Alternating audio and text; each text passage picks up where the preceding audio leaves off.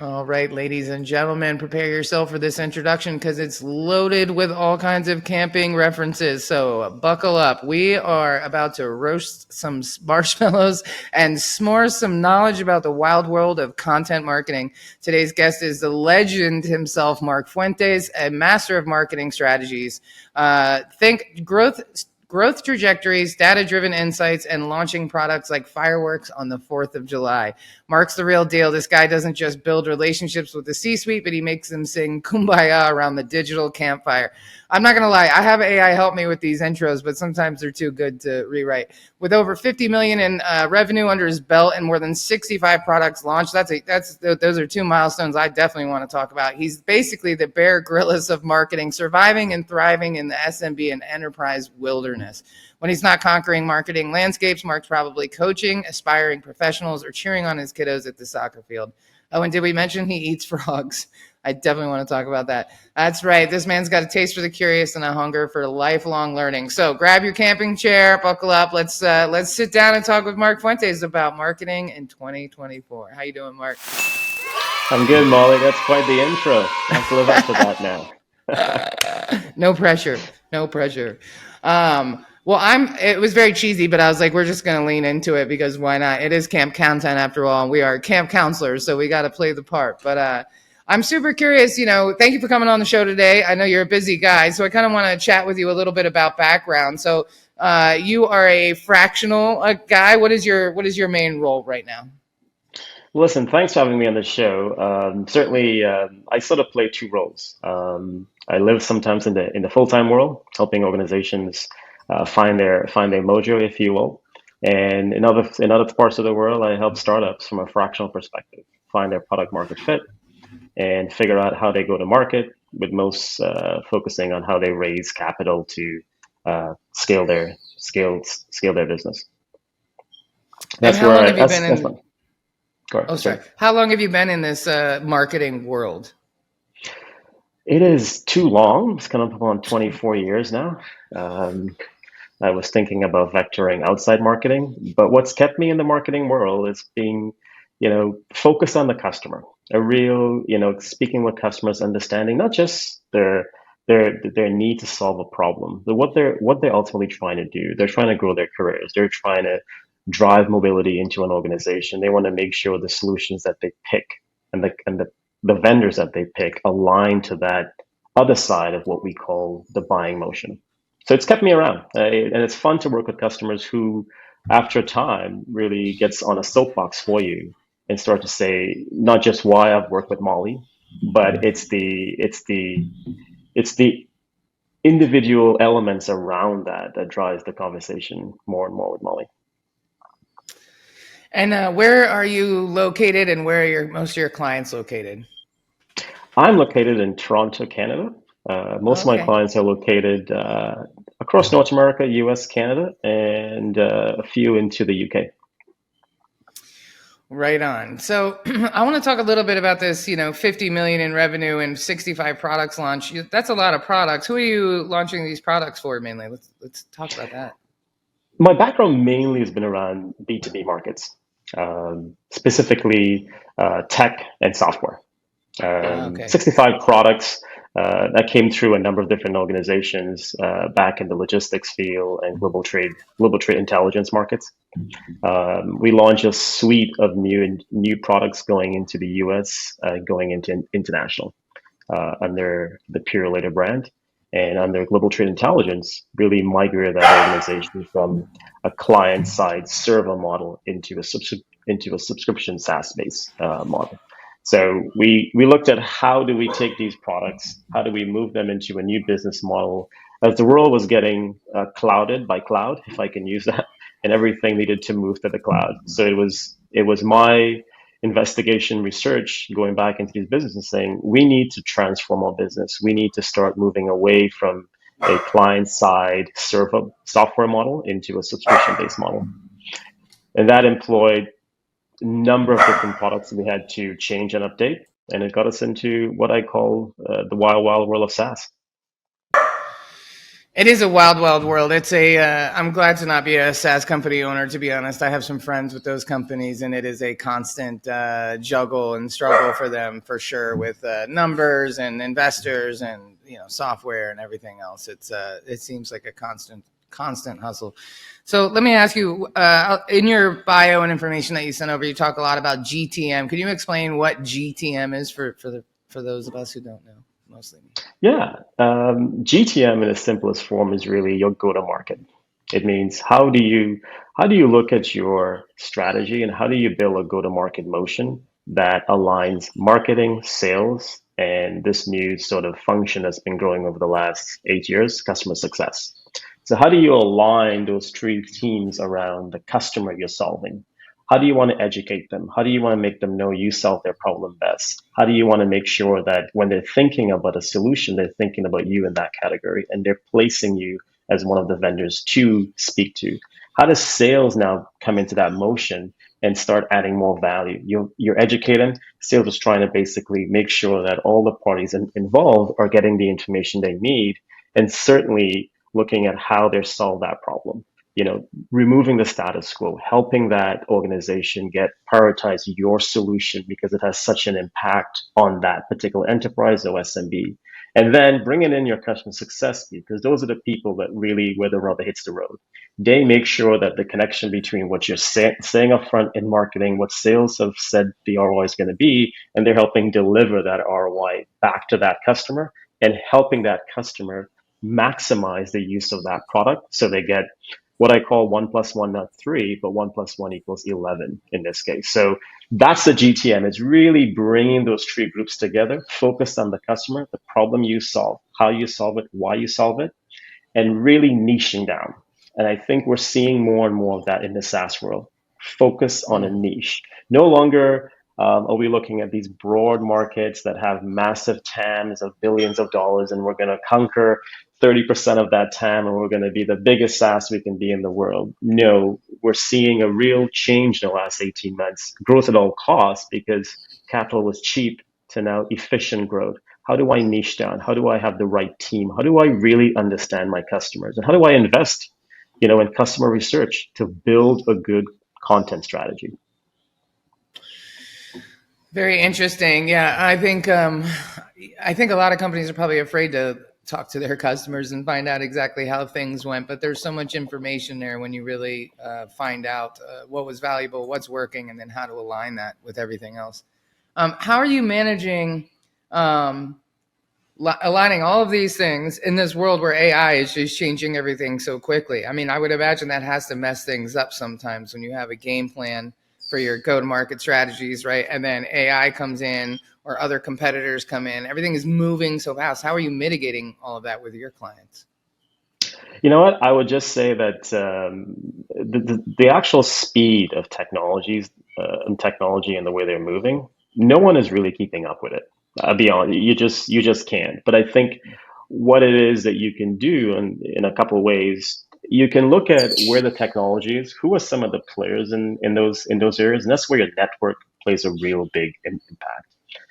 If you're really experienced in a certain area in AI, I want to connect with you, Molly, and I want to ask you a couple of questions. And I think your network plays a big role in that.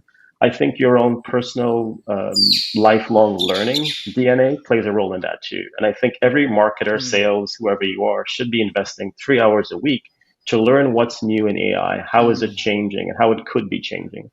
I think the third piece with AI is what I call something I wrote about on LinkedIn recently called the AI hype gap. I think because it's such a nascent technology, we're filling in the gaps a lot of times of what AI can do without the possibility today. So you have organizations that are being sold on what AI can do, in years to potentially. come, and they're buying Right. that technology today. And when they're asked about, well, Molly, didn't you say this was supposed to do this? Yeah, but it needs more learning, it needs more data, it needs more information so it can become smarter, it can be able to predict, it can be able to deliver on that particular element we sold you on. So the AI hype gap is there, and I think we need to, as business professionals, we need to understand that and ask deeper questions, but also understand that with any technology, it's just not that ready to do some of the things that it's been, procrastinated to do right at this moment.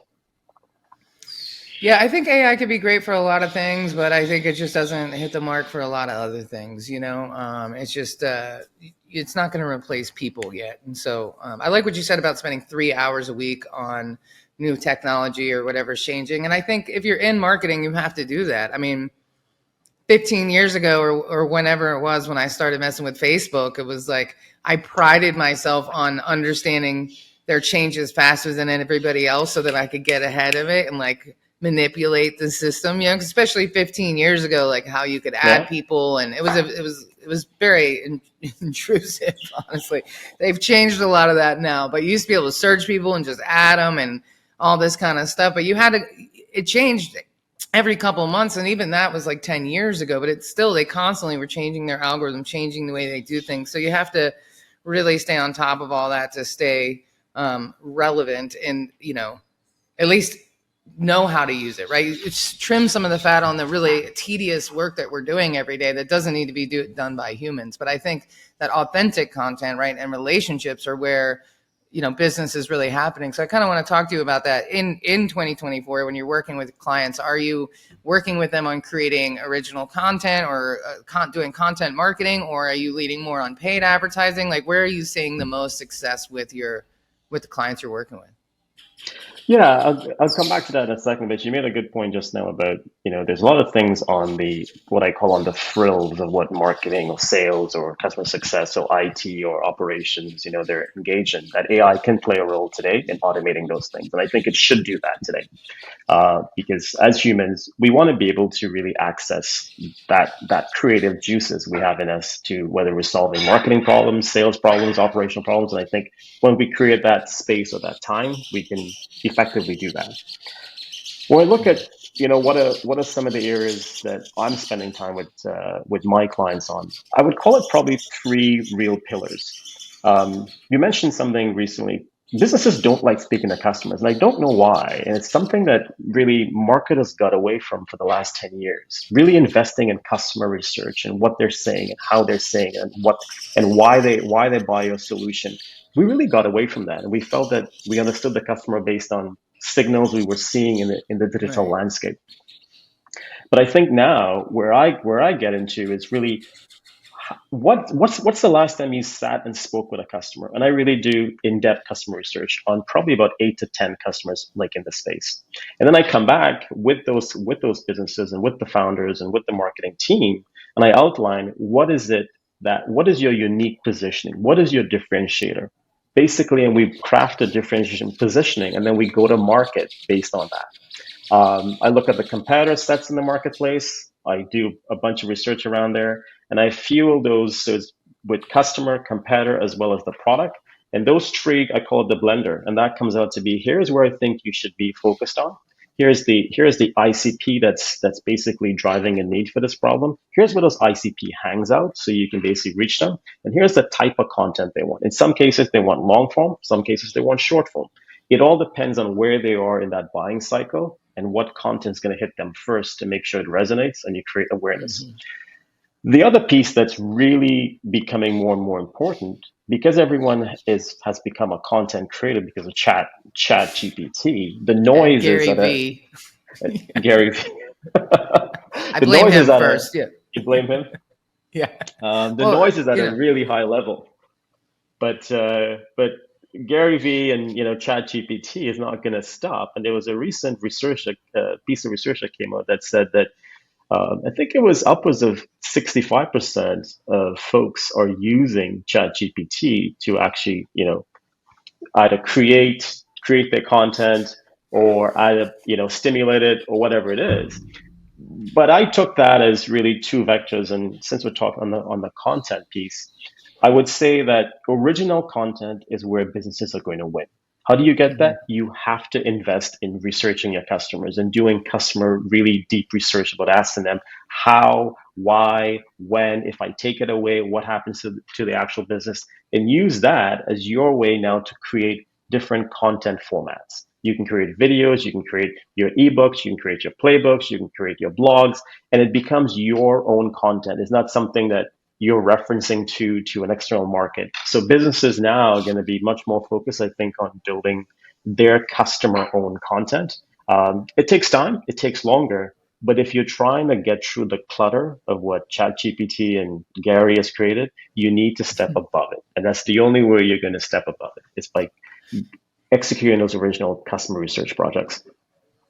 Yeah, I mean that says a lot because there's so many companies laying people off and laying people off because of AI, and they're like, "Oh, we don't need you anymore." But even when you're hiring like a ghostwriter or a copywriter that doesn't work for your organization, how can they truly speak to the pain points of your customers if they're not like working with them every day, or they don't at least have a very detailed report? Like, yeah, I could be an excellent copywriter, but like my clients are very specific. You know what I mean? Like I know Mhm. exactly the pain points of my coaching clients, and I know the pain points of my like public information clients, and so those are very different messages that I'm talking to them about. One is tech overwhelm, one is, you know what I mean? One is business development. Mhm. But I don't think AI or these copywriters can do that. But it feels like a lot of these companies are really leaning away from the people and the relationships, whether it's in their own staff or with with their clients.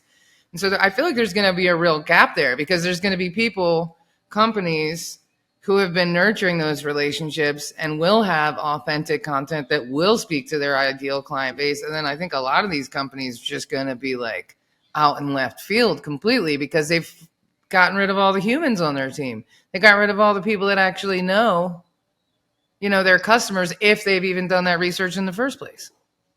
Yeah, you're absolutely right. I mean, I think companies that invest in their own research, invest in their own customers, you're going to see a real distinct difference in their content versus the one that have some knowledge of their customers and believe that's the way their customers want to buy, or that's the way their customers, um, you know, express their pain points. But at the same time, these organizations, there's space for organizations to exist in this ecosystem. And Mm-hmm. either you want to be a differentiated brand and you invest in customer research, you invest in that type of research to build content, or you want to be a Me Too brand and you're okay with capturing a certain essence of the marketplace that's probably price sensitive, that probably doesn't want to go through, doesn't want to be nurtured in a way that they want to educate. They just want to kind of get the solution. What's your price? Your price is X. Okay, let's move on. So I think there's room in this big ecosystem for differentiated brands, for brands who want to be slightly differentiated, but they don't compete that way, and brands who are just Me Too brands. All right, I've been hearing founders say the TAM is really big, so why should I go spend my unit economics on trying to be different at the top rather than I can just spend a different unit economics and capture a small slice of the pie, and I'm good with that. I'm not trying to get to a valuation of 5 billion or 18 billion on one of these companies. I'm trying to do what I can do within the unit economics and still be profitable. So I think within that space, content and how you build your organization is going to be key. Because if you want to be a differentiated brand, you have to do things to portray that particular brand in the marketplace. And it's not using a bunch of AI generated content. Is really going out and speaking to your customers and digging deep into how you can translate that customer research into content. What platforms do you recommend? What are you seeing the most success with? I've been writing a lot of blogs lately, and I've really been enjoying it. And I'm using AI a little bit just to kind of help me write an outline, and then I go in and replace most of it. But it just helps speed things up a little bit. But I'm seeing a lot of results with that because I'm talking about things that I know my customers are struggling with, and so I'm getting a lot of discovery calls. I'll put out a blog and newsletter on LinkedIn and a newsletter on email, and then I'll get some discovery calls saying, oh, I'm on your email list or I'm on your, LinkedIn newsletter. So I definitely can personally vouch that that really works. But I also write like I talk. My stand-up comedy is like plan D for me. I talk a little shit whenever I can. And that's how I write my blogs. And so I'm getting people unsubscribing, but my list is growing more than people are unsubscribing. Right. And so I'm cool with that. I'm not for everybody. But what are you suggesting? We're a smaller operation. I actually just did some testimonial videos with my customers, which is not really research, but it kind of is because I ran the sessions. It was really Right. helpful to know what stood out to them in the services we offer because, of course, it's not what I thought it was. It was like other things that we were doing that they really appreciate. And so, yeah, I can't say enough about doing more of that. But, what are you telling your bigger corporations versus smaller organizations for that content creation? how do you determine what's best for who? I think, two things. You said something that's really interesting that when I did research with founders and brought back the results, they're like, I never thought that's what the customer really was interested in. I never thought they bought because of that. I never thought they bought because of this. And there's a light bulb moment that goes that says, you know what, we can now attach that to our, to our positioning, to our messaging, because it's something that I've Right. heard not just once or twice, but I've heard throughout a couple of conversations. When I look at content, I mean, I think there's a couple of ways. I myself, play around with with the Chat GPT. There's Jasper. There's Bleach now. There's a few of those that I sort of play with. And when I play with it, I go to it and I ask it a question. I kind of see what it comes up. But in my mind, before I even start writing an outline for a blog or a playbook or an ebook, I already have a notion like in my mind based on the Right. customer research I've done that here's the Exactly. angle I want to go with. So I already have a what some folks might call an outline, and I then go to these platforms to kind of see what it might say to my outline. So I'm kind of stress testing my outline a little bit, and then Mm-hmm. I based on that I go back and I write the entire piece of content, and then knowing that this is what the LLM models are saying based on Chat and Bleach and Jasper, and knowing that I'm going to be different because if that's what they're Mm. saying, that's what that's what the market is going to be expecting. I'm going to go deeper with what I believe the customer really wants to hear and how do I resonate with them. And most importantly, as you just said there, is the emotion. You just said, Molly talks this, Molly talks that way. That's important. And when you're writing content, it's really important you write as if you're speaking one to one to that customer. Not I'm going to write this blog and it has to go out to 700 people. No, I think if you can write Right. it as I want to speak to Molly, and Molly's my ICP, the level and quality of your content, if you start writing that way, it starts to 5x every time you do it. And you start to see your content really connecting with people. And I think that's why we're having this chat today. Some of the stuff I've seen you written, I was like, you can tell it is not a, um, a generative AI or AI platform. You can tell there's some real emotion in it, and someone's taken the time to truly figure out how can I connect with this person. And I think that is what every business should be thinking about their customer. How can I connect with that person differently with what problems they're experiencing and the emotional piece of it, which so far there's no AI platform that has that emotion. No, and there's emotion at the base of everything, right? Like whether you're talking to a coach who doesn't feel they're good enough, or a CEO who's like, I'm not meeting my, fundraising requirements. Like everybody's got this monkey on their back, right? And this thing that they're Mm-hmm. dealing with.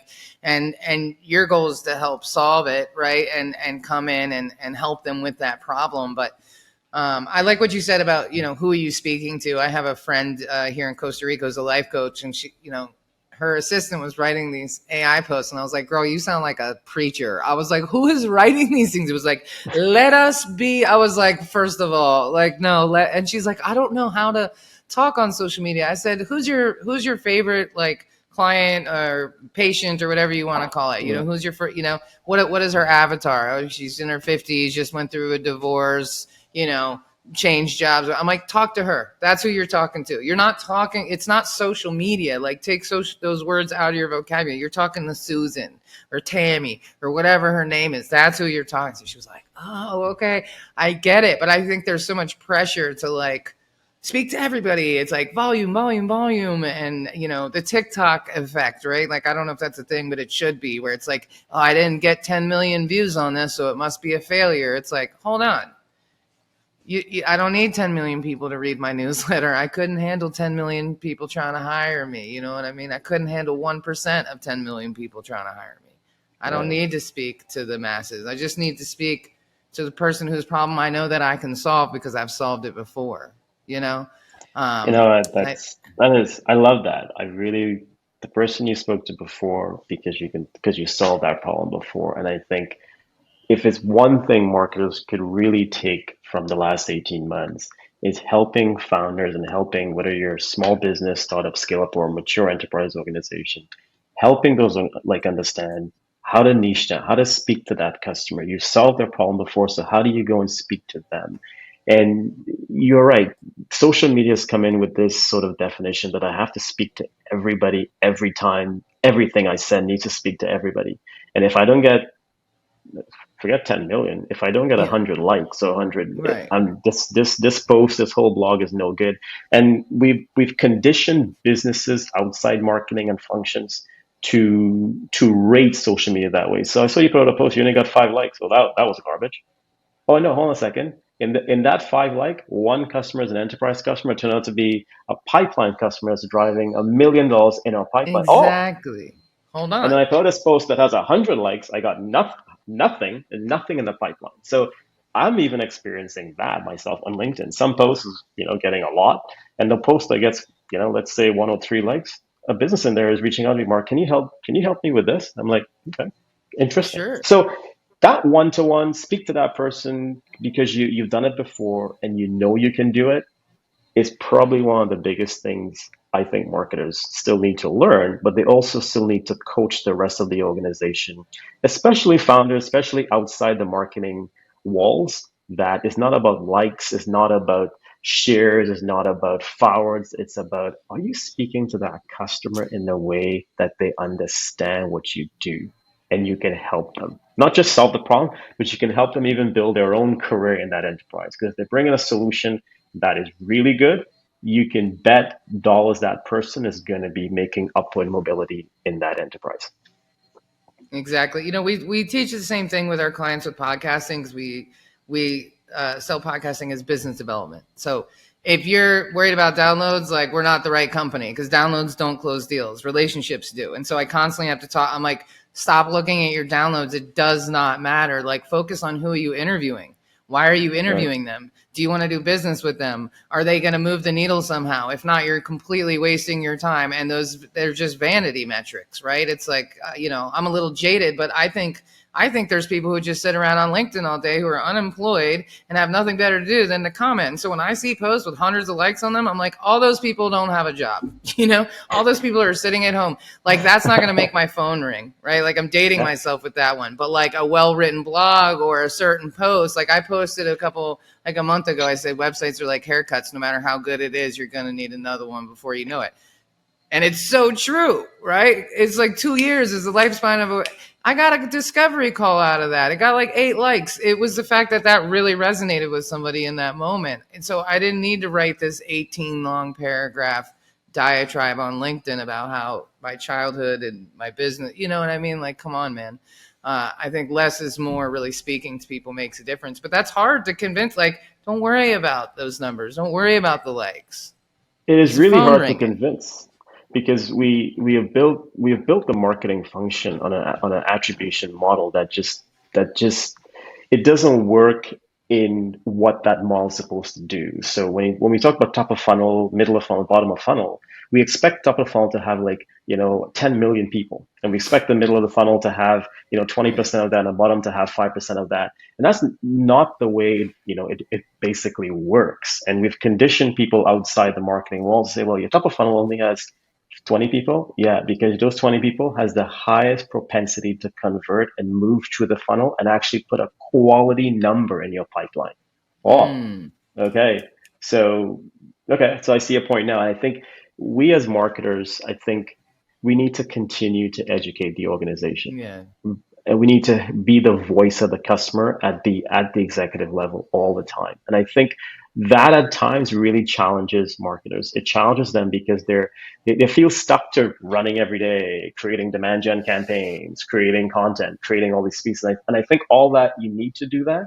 But I challenge the marketers of tomorrow to ensure every given month you're spending or speaking to at least 2 or 3 customers or 2 or 3 prospects, so that you become the pulse in that C level. And when people say, well, no, our customers are doing this, no, I just had 2 conversations with our ideal customer, and here's what they're saying. So we don't need to go and change the whole marketing program or the whole content engine or the whole brand. I heard this. No, I've had conversations with my customers this month in this vertical, in this area, and this is what they said. And when marketers invest the time in doing that, they not only create the seat at the table, they become even more trusted, even much more valuable, not just to their own team, but across the organization. So when they say we should, the CFO say, hey, let's cut that and go this. No, here is the information. Here's what our customers are saying. Here's why we should continue doing this. And here's the reason why we should continue doing this. And sometimes we don't put the time there. We get bogged down with brand and content. And I challenge myself in any new role, carve out that time every month, whether that be 5 hours, 10 hours, 20 hours, 25 hours a month. Get it done. Something needs to fall off your plate to get that done. I agree. I love that. It makes me want to do more research with my customers, like more actively, right? Like do it again next month and the next month. I'm a big AppSumo addict. Like I keep buying stuff I don't need from those guys, but whatever. I love a lifetime deal. I'm a sucker for it. But I bought this thing called Session Rewind, and it records people when they're on your website so that you can see. Okay. Oh my God. I can't tell you how much I've changed my website in the last couple months just because on Friday at the end of the day, I'll sit and just watch, 20 of them or something. There was a video on my website that had sound that was auto playing. Oh my God. That's like the biggest defense in the whole world. I had to get, like, I didn't even realize. And then my homepage was loading too slow. So I was able to like change some things. So even just watching, even spending 20 minutes watching how people actually interact on my website made me change so many things. And that's like such a surface level observation. That's not even talking to anybody. And so I think, yeah, investing in that research, investing in knowing what they want, what they're doing, how they want it, I think is so much more valuable because I'm even seeing more discovery calls come in. I'm seeing people are staying on my website for 4 minutes on average. That's insane. That's a lifetime on a website. You know what I mean? So It is. I think, I'm very proud of that. I almost posted that on LinkedIn. That's like a No, website thing. I'm like 4 minutes, it's like the Olympics in website time, yeah, you broke the super record. low bounce rate too. I'm like, yes, I finally got it. But, it's all about education and research and understanding, putting effort into it. Yeah, I mean, one of the things that people always say is marketing need to be, kind of breaking ground all the time, or could it be incremental? And I say it's not an and or, and what you're just saying is that incremental piece, spending the time buying the apps, what are customers doing, and you can make these quick changes quickly, and you can see a result, great. But then always asking the team, how do we stop, looking at things like the step function. How do we actually take a step? We're trying to get to the second floor, and there's probably 18 steps to the second floor, and we're incremental going up. How do we take one leap and get to the second floor and get marketers thinking that way? Because most of the times we've been so confined with budgets, we don't think we think incremental because we know the organization is only going to give us that much. Now, one of the things I've done with my teams over the years is I've carved out budget to go experiment and just do little things, experiment a little bit and see which one of these that we should scale. And, we found a few things over the years that has really transformed some of the go-to-market strategies we have. I mean, we've experimented with things on YouTube that we've scaled. We didn't think at first no one would experiment there, and we found really good opportunities there. We found opportunities with the way we actually do retargeting on LinkedIn. Everybody thinks it's just a retarget this way, but we've built a whole complete model around retargeting for certain organizations. So, this experimental, incremental, continuing to stay close to the customer, making sure you're the voice of the table, making sure you invest that time in your customers, making sure that if you're doing it, task your team to say, hey, go speak to 1-2 customers a month. Let that be part of your monthly report you either send to your leader, to your CMO. Here's who I spoke to, and here's the 2-3 things I found out. I've communicated with our content team, with our brand team, with our demand gen team, this stuff so that they can factor it into their thinking. That's how marketing goes from incremental to step changing in the marketplace. And I've always pushed my team to think that way. And I think we're gonna have to do more and more of that in this new wild world of marketing. Well, I love it. I love everything you said about the funnel too. I kind of hate the word funnel, especially for small businesses, because it's so unrealistic, right? It's like you said, they expect there to be 10 million people. I'm like, you're not like, you got to spend a lot of money to, just focus on the customer journey and not so much the funnel, right? Like focus on like 20 really good leads are better than 10,000 cold emails or whatever. Like, I think for most companies, the funnel is kind of a setup. You know what I mean? Because then you feel like, well, I don't have 10,000 people in my funnel. I must be doing it wrong. It's like, no, no, no, no. That's not the measure for success. I think less is more, quality, really leaning in. All these things that you're saying. This is really good information for sure. I hope people are listening and taking some notes. I know I definitely have. I think relationships. I'm big on relationships, and so whether it's the relationship with like understanding your client, talking to them more, finding out what their pain points are, the relationship with the people on your website, the relationship with your vendors, all of those things really matter. Because I think for most of us, if you're not Colgate and you don't need to sell 10 million tubes of toothpaste every month, and two new clients a month could really make a difference in the quality of your life, then it seems to me like really leaning in on relationships with your team and your clients seems like the most effective way. um, I think so. I absolutely think so. I'll use a phrase I was speaking with someone recently. And if you look across most B2B websites today, what's the one thing is the hardest thing to find on those B2B websites? It's the phone number. It's the hardest thing to find on B2B websites these days.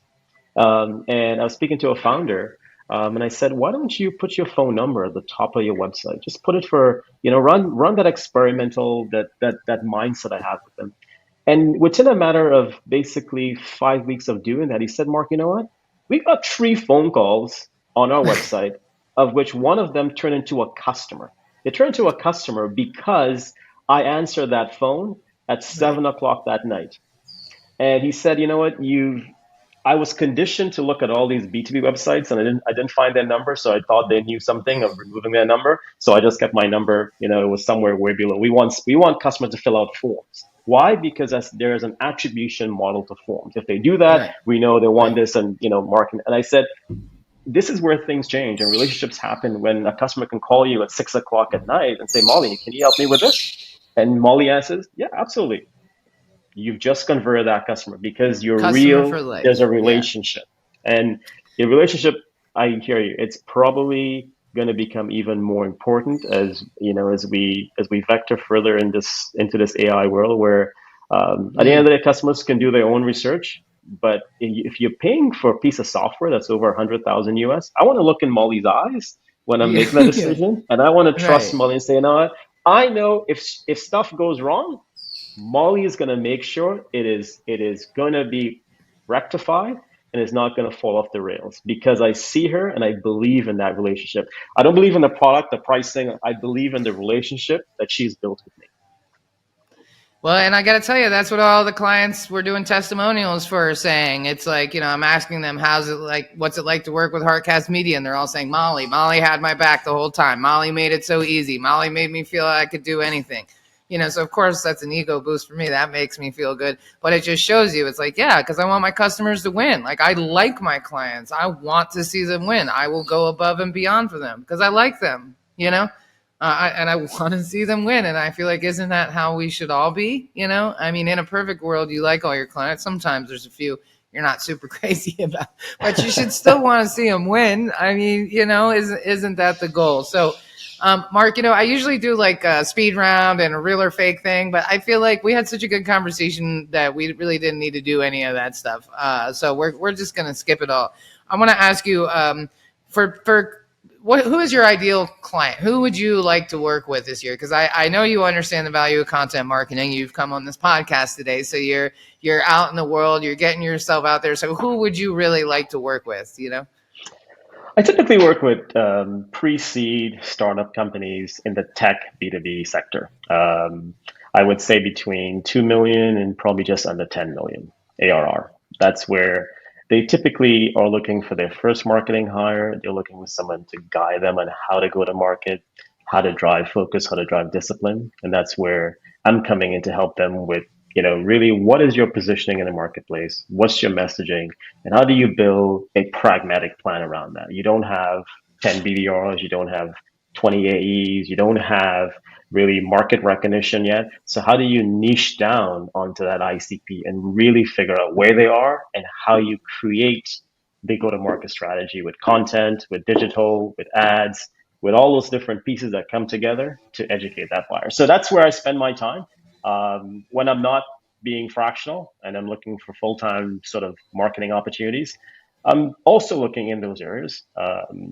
Certainly, startup is a little bit different for full-time opportunities where you're kind of the jack of all trades. I like that fractionally, but I look for companies that are just around, I would say, 50, 75 million ARR that are looking to really drive some more process in their marketing, mature their marketing, their teams, their people, and begin to start thinking, the next wave of what they're going to be doing. Are they going to be extending the product line? Are they going to be, attaching more partnerships into building a better ecosystem? That's where I look for in my full-time roles. Bigger, I won't say bigger, but at least more developed teams, or to help develop those teams into, more mature processes and marketing, go to market. That makes sense. That makes a lot of sense. And if people who are listening want to connect with you, what is the best way? We'll have all your links and everything in the show notes so people have access to that. But what's the best way for people to connect with you? I think LinkedIn is the best way. LinkedIn, it starts, and let's connect, let's chat, and I'm always open for a chat, and certainly happy to certainly give more than I take at the moment. So if you just want to have a chat with me and basically say, here's what I'm doing, Mark, in my business, what can you offer? I am happy to offer my insights then. I think I believe in giving value before you get value. I agree. I love that. I love shooting Loom videos to people with all kinds of information. It's like, hey, even if we never work together, I know this was helpful for you. So there you go. I've earned my seat at the table, even if it was only temporary. So I'm with you on that.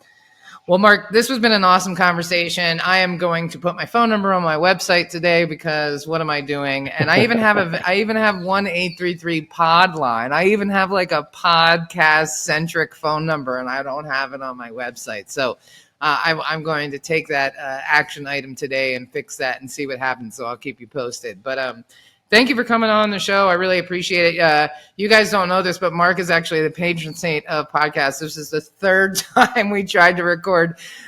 So Mark is a very patient man. He's very knowledgeable, and he is very skilled and experienced in marketing. So if you're looking for somebody to help steer your company in the right direction, he makes a lot of sense for me, for small organizations and larger. So on that note, thanks for coming in, Mark, and hanging out with me this morning.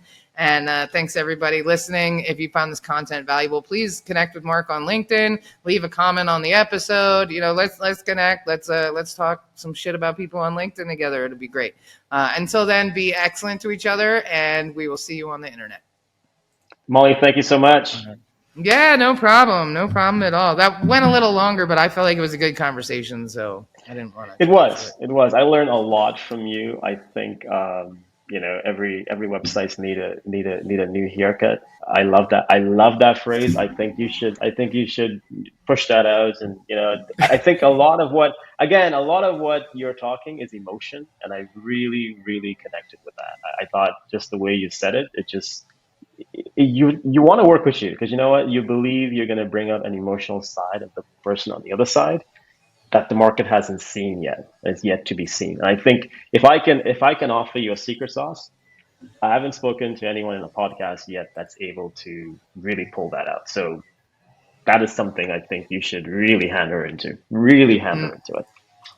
Nice. Well, I appreciate that. I was like, man, this guy probably thinks I'm a complete Yahoo with all the reschedules and stuff. But I was like, we'll have a good conversation. I'll redeem myself with Mark, and we'll have a good conversation. But I appreciate it because I tell my clients all the time, I'm like, interview people you want to do business with, reach out to that market. Don't interview popular people on LinkedIn, focus on that. But then I'm not doing it myself. So it's like, let me do some cold outreach on LinkedIn to CMOs, and then that way, at least I'm building relationships with people in the same space. But what's happened is I'm having really great conversations with people. And I'm like, this is really fun. Like marketing people, we're a little different. You know what I mean? We're not the same as like the CFO. It's like, boring. You know what I mean? Like marketing people, we're just cut from a different cloth. So I've been really enjoying these conversations. Honestly, I've had a really good time with them. So we will. For some reason, my thing won't hit stop, but I'll deal with that later. I don't know what's going on. I keep hitting stop, but it's not stopping. But we will edit this audio and Yeah, I know. It's like, keep going. This is good. Um, we'll do audio and video. We'll broadcast it on LinkedIn as if it was live once it's all edited. So I'll tag you in that. And then you already got the automated email, but you'll get it again saying, thanks for coming on the show. And then in a couple days, you'll get another one saying, here's a link to the Google folder with like, we're going to make 10 video clips from this, like in vertical form, of only you. Like when we use AI for that. So we'll only put your video input in, not me at all. So all those clips will be of you dropping all those gems throughout the episode. And then we'll make an episode graphic, a quote graphic, and a guest graphic, all with you on them. So that'll all be in the Google Drive folder. So you can share them if you want, tag us if you want. But it should be good content for you to use for your own marketing purposes. And that'll all happen probably in the next week or so. We have kind of a lot of episodes, but we're just, we're typically on a 5 business day turnaround. So we're just knocking them out. No, that's cool. The one thing, and if you can share with me, how do I expose you to my fractional clients who really want to get into some? Because I think some people are afraid of podcasts. Some people are they want to do it, they don't want to do it. And I tell the people I've been talking to about it who want to kind of get into it, I said, just think of it as a conversation. The people on the other side of podcasts, they don't know you, you don't know them. They're asking some questions. Some of it some of it some of it you don't know. But it's about the conversation and try and get that going. So if you can shoot me like whether that's a paragraph of who you guys are and what you guys do quickly, or I can grab that off the website, I can do that. But there's probably there's probably 2 or 3 in my mind right now that I'm thinking that probably can not do this, but probably be podcast clients for you. Well, exactly. And I mean, it's a great business development tool. And I've got case studies for it from big organizations to small. It's like, you're not Joe Rogan. Don't worry about downloads. You don't even need to do it for a year. Let's do 12 episodes. Do one with your co-founder. Now you have a brand video that we can cut up into a bunch of little clips. Do 2 with customers that love you or your investors and success stories. Now you've got clips. And then use the other 8 or 9 episodes to interview people you want to do business with or aggregators. And then stop and look at them as warm leads and not as podcast episodes. They're like, oh, I'll do 1 a month. I don't have time. You don't want 1 warm lead a month. You want 10 right now. And so you can fill your pipeline, right? So it's a mindset shift, and it's like, do a great job with the interview, and then you get all the SEO content, you get the blog posts, you get the newsletters, and then the third wave is the social media validation and stuff. But so many people are focused on the third wave, and I'm like, no, man, the social media is shit. You're not getting any sales from that. You're going to close deals by sitting across the table from somebody and doing a good intro, right? The intro is the secret sauce to everything. You do a minute long intro. I mean, that one was silly with you, but this is kind of a silly show. But I did an interview with a guy named Michael Aiken. This is a great case study. Michael Aiken, 5 years ago when I opened my business, he owns a company called Link Strategic Partners. They do the work of nonprofits, but they're a for-profit company. He's like senior citizens, foster kids. I mean, the guy's just like the best person I've ever met. And so I did this intro. It was like 3 minutes long. Like, he was the Sonny the Clown. He was the school mascot in high school. I mean, I went deep, and he was like, how did you find this? I was like, I Googled you for an hour. It wasn't even that serious, but I wanted to know. I did this introduction, and I asked him questions about himself because I was interested. I didn't talk about podcasting. I didn't talk about any of that. That man is now one of my good friends. He sent me $130,000 worth of business over the last 5 years. I was just invited to go back to DC for the District of Conversation, which is 100-person, the biggest networking event of the year in the Ronald Reagan building, right? With like the Department of Transportation. You know what I mean? I'm like, I got to buy some new clothes for this one, right?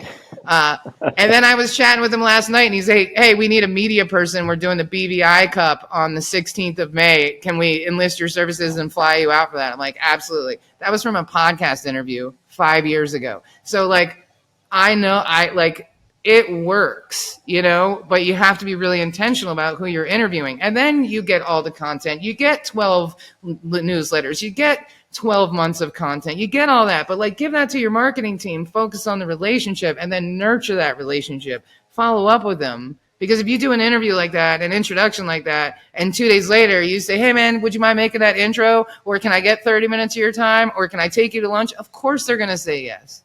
They like you now. They want to help you. It's a whole different relationship now.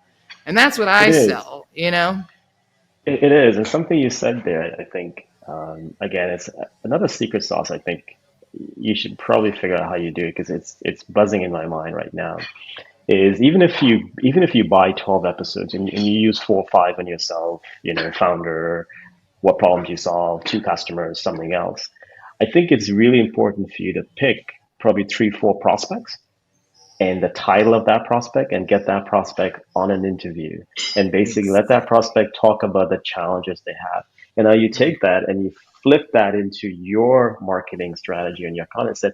These are the titles of the people that are, that we go after. And here's the problems. And if you are also a founder like Molly or a VP of sales or C or CS or whatever, those now you can actually have a very fluid one-to-one with them using the video. So most people don't think of podcasts that way. So you really pique Not something at there all. because I didn't think of it that way either. But now as you're saying, when you buy 12 episodes in the past, it was sold to me, let's say 3 years ago, you're thinking, okay, well, I can't find 12 customers. But now actually bringing your prospects on validates what problems you solve. And if it's coming from their mouth, here's a problem I have. Another person with the exact same title is going to say, you know what, he's right. I'm experiencing that too. And all of a sudden, you now create a complete ecosystem around the problems you solve and who you solve it for with the ICP. So there's something there. I think that's probably going to really be a way marketers can change the way they think about how they go to market too as well, using podcasts. I agree. And it's like, especially for founders, it's like, I have one offer that's like a 10K package where it's 12 episodes of a podcast and 3 months of booking. So it's like, if you're a founder and you're really busy, like, give me 90 days. We're going to do all 12 episodes and then I'm going to book you on podcasts for 3 months. So then you can stop. And now you've filled your content calendar for the year. You filled your pipeline. And now every month you're popping up on somebody else's LinkedIn. Oh, Molly was here. Molly was there. Molly was here. 10K one time. To me, that's very doable for a founder, as opposed to these agencies that are like 25,000 a month and we're going to say no to you constantly. Like, The you the know, one the one person I think this will really benefit, Molly, is the CEO and founder of Ready for Social. I'm on their advisor committee, and behind the scenes, they're looking at really revectoring the business. I'll have more information as we enter May, but he will be someone I think will be really good for one of your packages, just because he's good. He's good. He's good on the camera. He's really good, so it even becomes easier. And I think with myself supporting him and yourself and bringing in that emotion and that market knowledge, I think he can have some really good fun and really good ROI with something like this. So that's one. The other one is the CEO of Blue Mind app, who I'm working with too as well. And the reason why that's important is because he's trying to change the mindset of insurance CRM.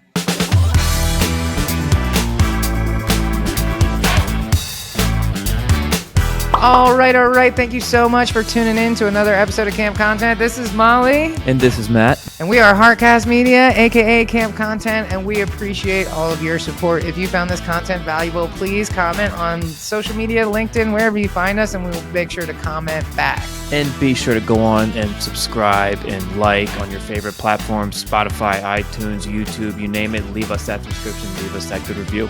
We'll love you forever. So until next time, be excellent to each other, and we'll see you next week. Produced by Heartcast Media.